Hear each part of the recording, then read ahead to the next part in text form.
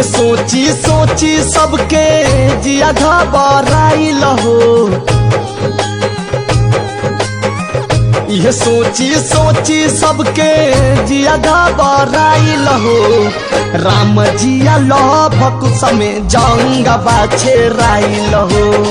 राम जिया लभक समय जंग बाछे राइल हो। वीर बजरंगी सोचत कवन घरी आइल हो। वीर बजरंगी सोचत कवन घरी आइल हो। राम जिया लभक समय जंग बाछे राइल हो। राम जिया लभक समय जंग बाछे राइल हो।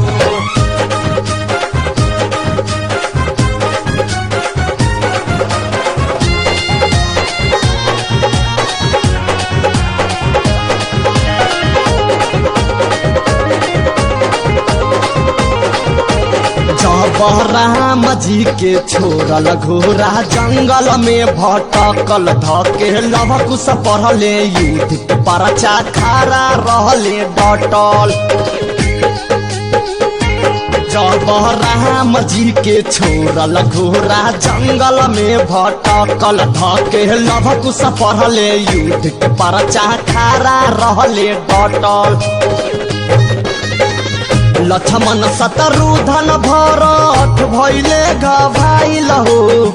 लक्ष्मण शत्रुघ्न भरत भइले घायल हो। राम जिया लभक समय जंग बाछे राइल हो। राम जिया लभक समय जंग बाछे राइल हो।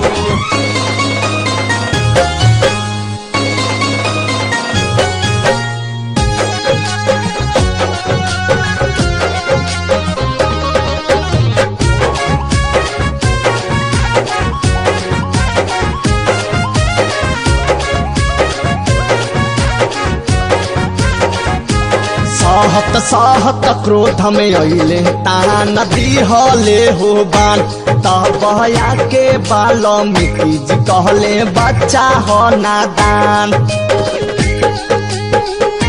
सहत सहत क्रोध में अइले तान दिहले हो बान।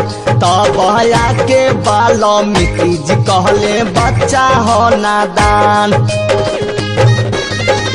ले अइले घरे तब सीता खिसियाइल हो।